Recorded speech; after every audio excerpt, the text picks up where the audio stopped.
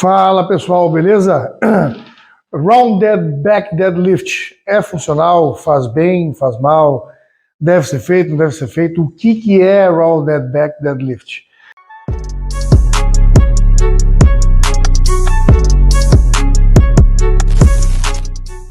Então, professor Eduardo Cran aqui com vocês mais uma vez, na gravação desse conteúdo bacana para que a gente possa estar alimentando e abastecendo as redes sociais, né, fomentando o trabalho dos colegas profissionais de educação física e de outras áreas que tenham interesse, né, em saber sobre essas demandas do esporte, não só do powerlifting, mas como também de outros esportes, né, que é o que eu e a Physiwork viemos trabalhando ao longo desses meses, né? Então a Physiwork também é uma plataforma que auxilia bastante na manutenção do meu trabalho, né, para eu poder dar continuidade nesses vídeos.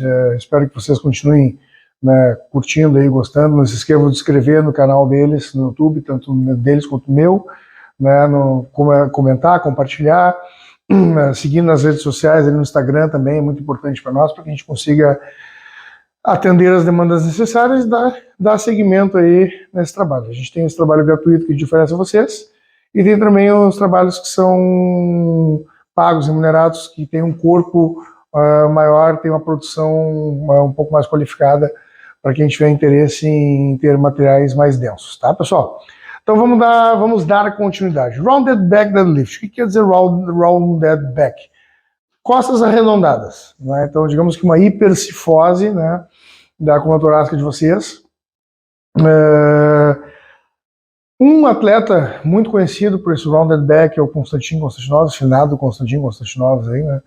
Foi o primeiro cara a fazer levantamento de terra com mais de 400 quilos sem cinto, né, no mundo, e era um cara que tinha um core violentamente forte, era um cara que tinha uma demanda de força muito impressionante, um cara que tinha valências físicas impressionantes, né, um exímio atleta, né, desse esporte que é o powerlifting, outros esportes de força. Então não tem como a gente fazer comparações com um cara que adentrou aí a elite do esporte mundial e fez, sim, com certeza muita história. Eu vejo alguns comentários a respeito do rounded back, por exemplo, que o torque de força maior ao sendo impresso na hora da arrancada da barra, ele vai ser maior, ele pode ser maior, mas a gente tem que lembrar que uma das grandes dificuldades de um levantamento de terra clássico ou romeno, né, por exemplo, é justamente essas costas arredondadas com os ombros protusos e as escápulas aladas. Então, quando a gente fala em um levantamento de terra, por exemplo, a gente fala em contrair, em acionar a musculatura eretora do espinho paravertebral para que a gente consiga exercer mais força.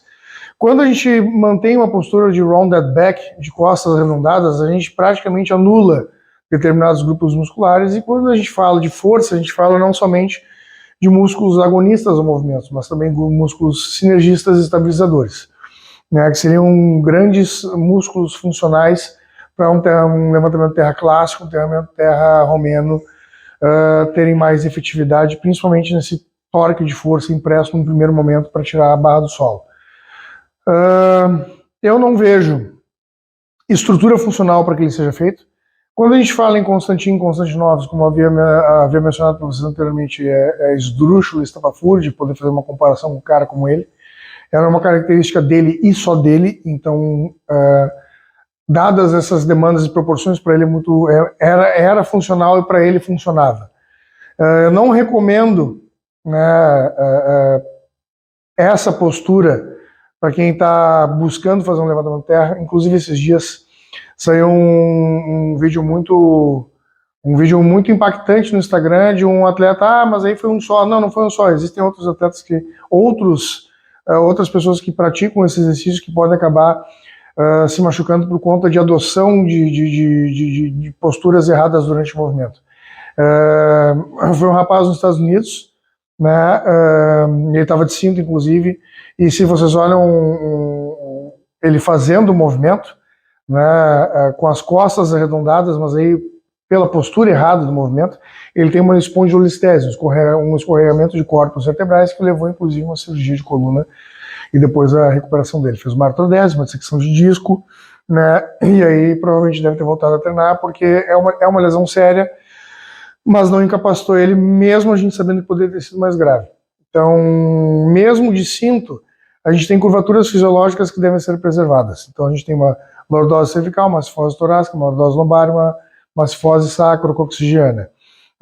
Arredondar é hipercifosizar. Então, a gente está adotando uma postura que ela é contraproducente à postura fisiológica normal. A gente tenta biomecanicamente manter as nossas curvaturas naturais e fisiológicas do corpo para poder realizar um movimento. E lembrando que a gente tem 3 tipos de articulação. A gente tem as diartroses, que são articulações de múltiplos movimentos, as anfidiartroses, que são articulações de movimento de um movimento só, flexão e extensão de cotovelo, por exemplo, e a gente tem as anfiartroses, que são articulações hipomóveis. A coluna vertebral é uma anfiartrose, então ela não tem muita mobilidade. Se a gente buscar trazer dentro dos nossos símbolos superiores e inferiores, né, a gente tem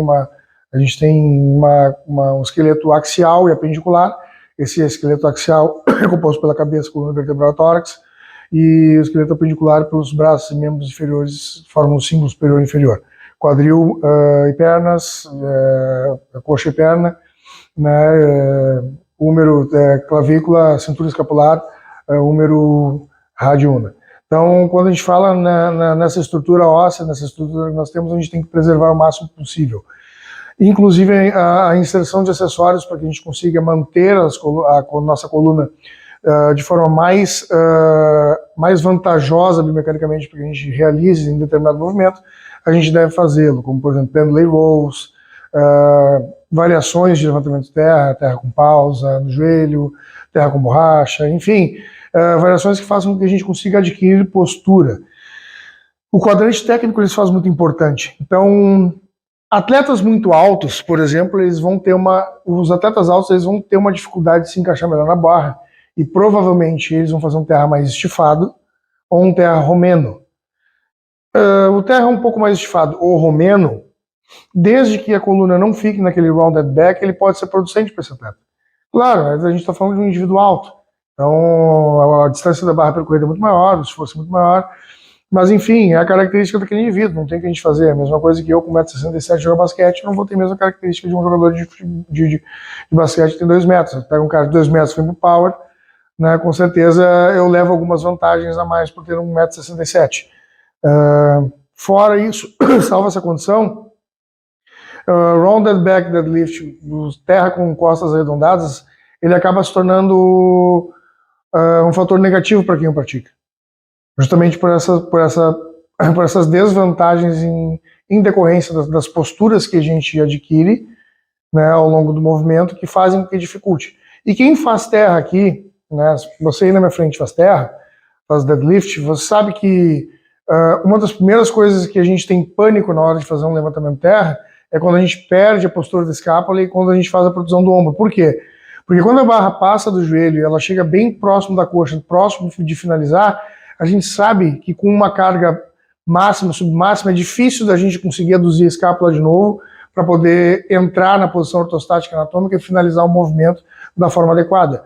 Então, quando a gente sai no rounded back, por mais que possa ser impresso um torque de força maior, isso também não é comprovado, né? A gente não tem um estudo que diga a diferença entre o rounded back e o terra clássico com a postura refinada. A gente não, o torque e a velocidade e a distância percorrida da barra, a gente não tem um estudo assim, né? A gente tem alguns estudos a respeito da postura, mas não relacionado à velocidade que ele sai em comparação a outros levantamentos de terra, né? Então não tem como a gente dizer especificamente se o levantamento de terra clássico com uma postura adequada ele vai ser menos explosivo do que um rounded back. Eu particularmente prefiro não adotar esse tipo de postura. Eu acredito que é contraproducente para a gente poder evoluir no treinamento. E se o atleta ou a pessoa já vem com esse vício motor, a gente tem que buscar educá-la e reeducá-la para que ela perca esse vício motor e ela consiga fazer um terra da forma adequada, da forma correta, e minimizando a possibilidade de futuras lesões. Tranquilo, pessoal? Um beijo, um abraço para vocês. Até a próxima.